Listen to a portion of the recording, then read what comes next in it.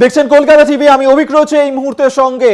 আজ এই মুহূর্তে প্রতিবাদ মুখরিত সিটি অফ জয়, আপনার শহর আমার শহর কলকাতা। এই ছবি কে কখন আগে দেখেছে? না, আমরা এই নিয়ে তৃতীয়বারের জন্য আজকে রাত দখলের ছবি দেখছি। বিভিন্ন জায়গাতে চলছে প্রতিবাদ, বিক্ষোভ, এক স্বর একটাই দাবি, বিচার চাই। শহর কলকাতা জুড়ে এই স্বর আমরা যেমন দেখতে পাচ্ছি, জেলায় জেলায় এই একই ছবি ধরা পড়ছে।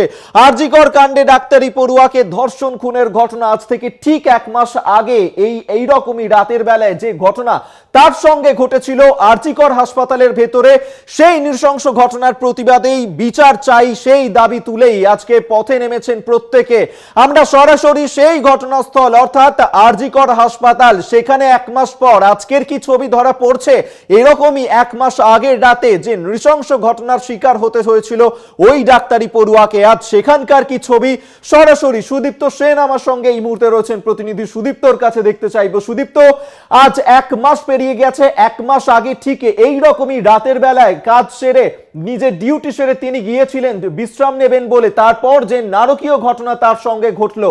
1 মাস পর তুমি সেই আরজিকর হাসপাতালেই দাঁড়িয়ে রয়েছো, কি ছবি আজকে ধরা পড়ছে? একদমই তাই অভিক, আজকে 9 সেপ্টেম্বর, ঠিক তার 1 মাস আগে 9 আগস্ট এই ঘটনা ঘটে এবং এই নারকীয় ঘটনার নারকীয় গল্প যে ঘটলো এবং এই গল্পের উপসংহারে কি লেখা থাকবে সেদিকেই কিন্তু তাকিয়ে রয়েছে গোটা নাগরিক সমাজ, গোটা বাংলা, গোটা দেশ এবং গোটা বিশ্ব।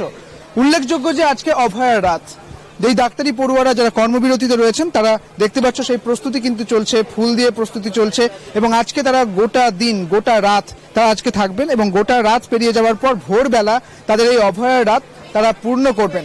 এবং উল্লেখযোগ্য যে এই মুহূর্তে আমার ক্যামেরা পার্সনকে দেখাতে বলবো, আজকে তাদের এই অভয়ার রাতে যিনি সামিল হয়েছেন 60 ঊর্ধ্ব এক ভদ্র মহিলা, তিনি এসেছেন অনেক দূর থেকে, লেক টাউন থেকে তিনি এসেছেন। সরাসরি তার সঙ্গে কথা বলবো। লেক টাউন থেকে এসেছেন, আপনার নাম? আমার নাম বিপাশা লাহিড়ী। কেন এলেন এখানে? এলাম এই যে ছোট্ট বাচ্চারা সেই একটা মাস ধরে কি নিদারুণ আন্দোলন করে চলেছে মেয়েটির জন্য, শুধু সেই জন্যই ওদের সঙ্গ দিতে এসছি আজকে। শুধু আজকে নয়, মাঝে মাঝেই সকালেও আমি থাকি এদের সঙ্গে। আপনার এই হাসপাতালের সঙ্গে একটা যোগ রয়েছে, আপনার এখানে জন্ম হয়েছিল তাই তো? হ্যাঁ, এখানেই আমার জন্ম হয়েছে। 62 বছর আগে এখানেই আমার জন্ম এবং আমার বোনের জন্ম এখানেই। এবং আজ এখনো মাঝে মাঝেই আমরা এই শারীরিক গন্ডগোল কিছু হলে এই আরজি করেই আসি। ডাক্তার যারা পড়ুয়া ডাক্তারেরা রয়েছেন, পড়ুয়া চিকিৎসকেরা, তারা কর্মবিরতিতে রয়েছেন, এই কর্মবিরতিকে কিভাবে দেখছেন? কর্মবিরতিকে অবশ্যই গুরুত্ব দিয়ে দেখব, কেননা আজকে কিন্তু আমারও চিকিৎসার প্রয়োজন ছিল ভীষণই। যেদিন এদের নো জাস্টিস নো ডিউটি, যেদিন এদের ছিল কর্মবিরতি, সেই দিন কিন্তু আমি এসে বলেছিলাম আমার ভীষণ চিকিৎসার প্রয়োজন, কিন্তু তবু বলবো থাক, বিচার পাক, তারপর জয়েন করো। আগামীকাল রায় রয়েছে সুপ্রিম কোর্টে, কি মনে হচ্ছে, কি চাইবেন?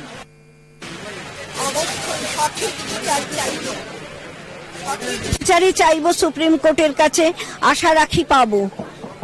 কাজেই অভিক, তুমি বুঝতে পারলে সেই দিনটার অপেক্ষা করছে গোটা বাংলা এবং 60 ঊর্ধ্ব এই ভদ্রমহিলা তিনি বলছেন সঠিক বিচার পাবো, অর্থাৎ সেই দিনটা যে দিনটাতে বিচার পাওয়া যাবে এবং তিলোত্তমা চোখ মুছবে, ফিরবে দুর্গা হয়ে।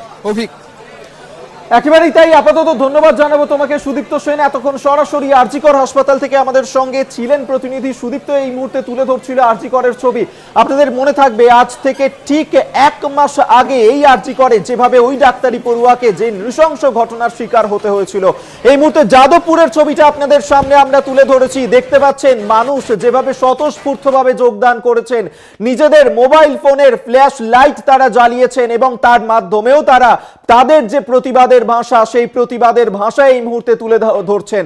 আপনাদের কিছুক্ষণ আগেই দেখাচ্ছিলাম সেখানকার ছবিটাও, যেখানে গানে গানে প্রতিবাদ মুখরিত হয়ে উঠেছে এই মুহূর্তে শহর কলকাতা তো বটেই, গোটা বাংলা জুড়ে এই একই ছবি ধরা পড়ছে রাত দখলের তৃতীয় দিনে। এবং সেই ছবি এই মুহূর্তে দেখাচ্ছি আপনাদেরকে। যাদবপুর 8B বাস স্ট্যান্ডে সরাসরি মোমবাতি জ্বালিয়ে প্রতিবাদ জানানো হচ্ছে নিজেদের মোবাইলের ফ্ল্যাশ লাইট জ্বালিয়ে। দুটো ছবি এই মুহূর্তে একই সঙ্গে দেখাচ্ছি আপনাদেরকে। একদিকে যখন যাদবপুরের ছবি আপনাদের সামনে তুলে ধরছি, অন্যদিকে রবীন্দ্রনাথের ভূমি শান্তিনিকেতনের ছবিও আপনাদের সামনে আমরা একই সঙ্গে তুলে ধরছি।